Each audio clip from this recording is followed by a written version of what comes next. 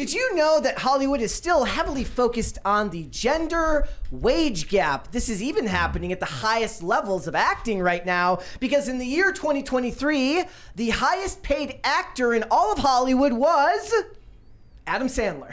Who would you have guessed before you heard the answer, though? I don't know. I'm not surprised. Knowing the deals he's had. Yeah, I would have maybe guessed Cillian Murphy. No, like Netflix backs up the money truck to Adam Sandler. Kind of the way that like imagine like how like I don't know what the comedians make for their specials, right? But he is the movie version of the comedy special where it's like everybody, they log into Netflix, they scroll for 10 minutes and they go, I'll just watch a comedy special. Yeah. He has like an endless supply of movies on there. Yeah. He made 4. He made $73 million, but the problem is Margot Robbie came in number 2 at $59 million, and they're saying that this is a gendered issue because there's a lot of men on this list and not as many How women. many movies did Adam Sandler have to make? And how many movies did Margot make? He made 4. She made 1. So his are titled Murder Mystery 2, You Are So Not Invited to My Bat Mitzvah, the one that has his daughters in it, Leo, and Spaceman. None of which I had heard of. But there's an interesting caveat to this. So also on this list are Jennifer Aniston and also Ryan Gosling. Jennifer Aniston was a co-star with Adam Sandler. Ryan Gosling was a co-star with Margot Robbie. They always are disingenuous and refuse to point out that when you have movies like this, there is a star and there is a co-star. And one of those people is going to make more money than the other ones. Now, they will talk about when the guy makes more money and call it sexism, but when Margot Robbie makes more money than Ryan Gosling, they're not going to address that. They're not going to call attention to it. Well, he is the co-star, Ryan Gosling, but he's not the title role. You know. But I'm saying that they will do this for other movies. Thank you. With any movie where a guy and a girl are both in the movie, they will talk about the wage gap. Yeah, well, especially for like a rom-com where the male and female are co-leads that are equally relevant to the story, but previous film history. Yeah, it's about your resume and your track record, and also in the rom-coms, you're more likely to have the guy who's older, who has a longer history, and therefore is going to be paid more. But yeah, Adam Sandler at $73 million. And Margot Robbie at $59 million. It's a lot of... So there's the gender wage gap for you. The other ones that on this list were funny. So Matt Damon's on this list. I'm like, what the hell did he even act in 2023? It was Oppenheimer and Air. Right. Wow. I didn't even remember his part in Oppenheimer until you mentioned it. And then also Jennifer Aniston. Of course, she was in Netflix movie, and she was in a couple of other... She has a TV show, right? She has... Really? What's that show that she's in on Apple TV? Maybe Apple TV on Apple TV. Maybe Apple TV pays really well. Leonardo DiCaprio, Jason Statham, Ben Affleck, Denzel Washington. Now, Denzel Washington did Equalizer 3 last year, and I think he did that Macbeth movie, but I don't know if that was 2023 or 2022. Ben Affleck did, what did Ben Affleck do last year? I don't even, he was in Air.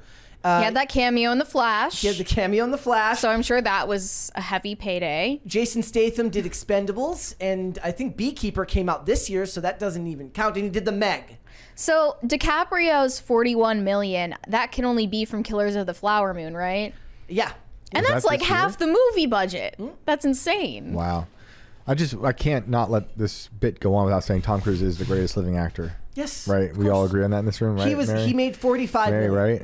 He's the greatest living actor. I guess. Tom Cruise candle up there in the corner. Are you serious? He's not my cup of tea, but that's okay. Oh my goodness. He can do it all, Mary. They pointed out here. He's certainly charming and talented, yes. When we were setting up a TV the other day, I went back and watched that really earnest video him and Christopher McQuarrie made about motion smoothing.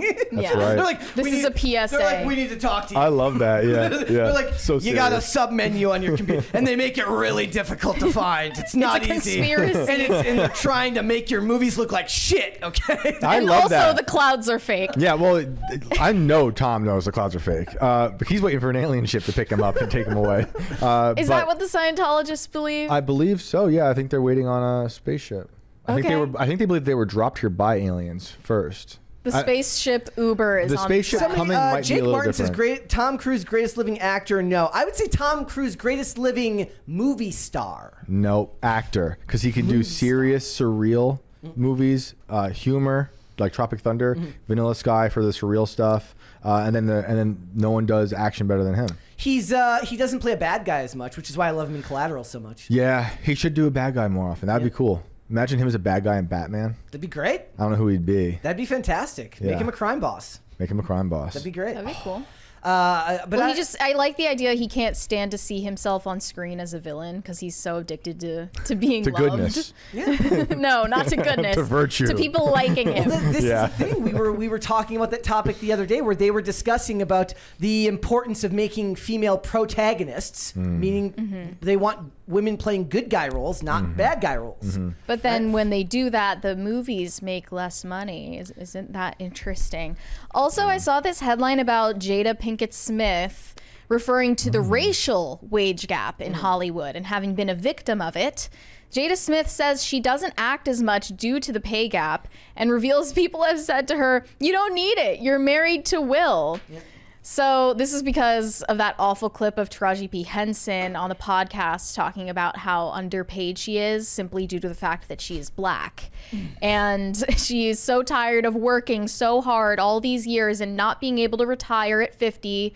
But I mean, Jada Smith is saying that people pay her less for her acting roles because of the fact that Will Smith is the breadwinner of their household. I think and they it's assume she talented. doesn't need a paycheck, but like, I think so. She has no talent. nobody thinks of Jada Smith as like a talented actress, do they? I'm not gonna lie. Not that long ago, I rewatched Scream 2, and she dies at the beginning of Scream 2, and all I could think of is like, I wonder if Will just watches this movie from time to time. And it's just like, damn.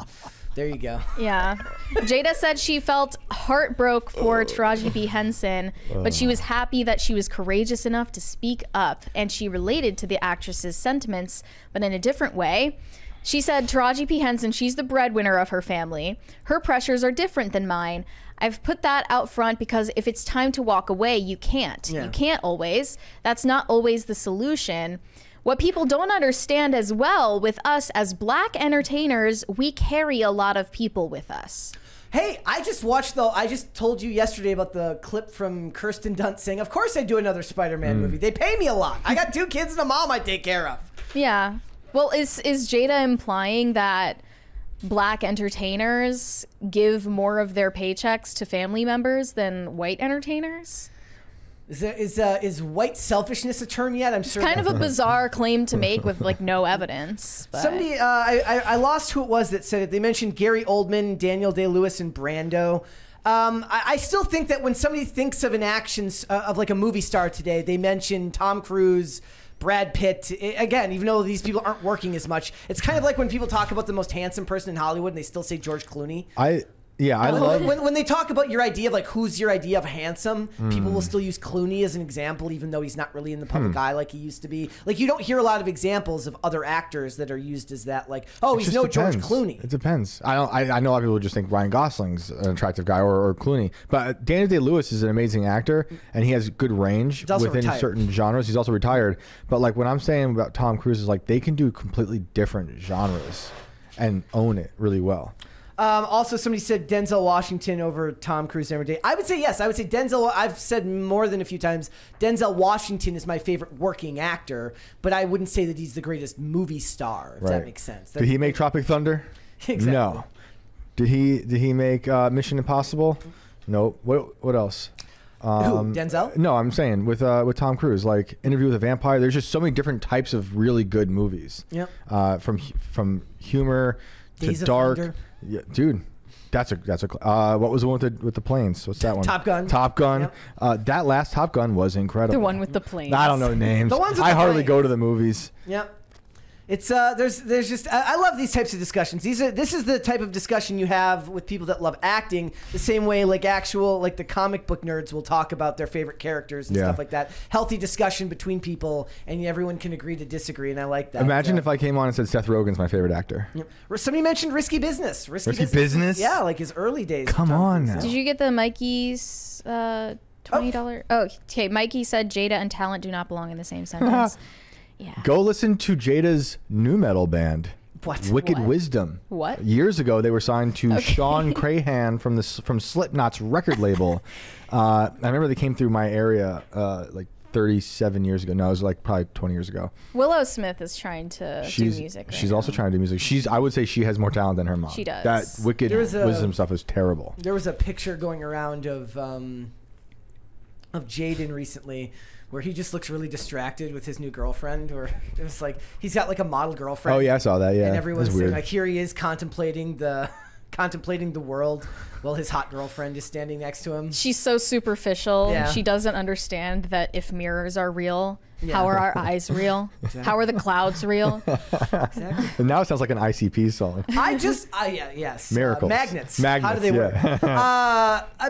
The pay gap thing, it's always so disingenuous. It really does come down to how much clout do you have in the industry? Do you have a long track record of films with reasonable success? Do you have a good agent that can help bargain your way into a good contract? All of this stuff is fairly simple to explain to people who have like half a desire to operate in good faith, but they're not willing to do that. It just looks good on paper. I mean, we're talking about Adam Sandler. This guy's been on the top for a very long time. And also with Adam, it's funny.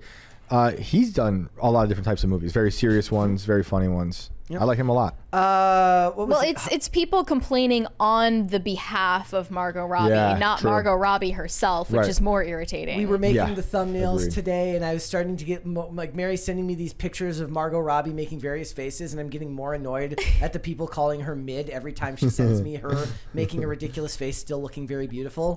And I'm like, stop it. The worst she looked was when she played Tanya Harding, and it probably took them a lot of work to make her look that way.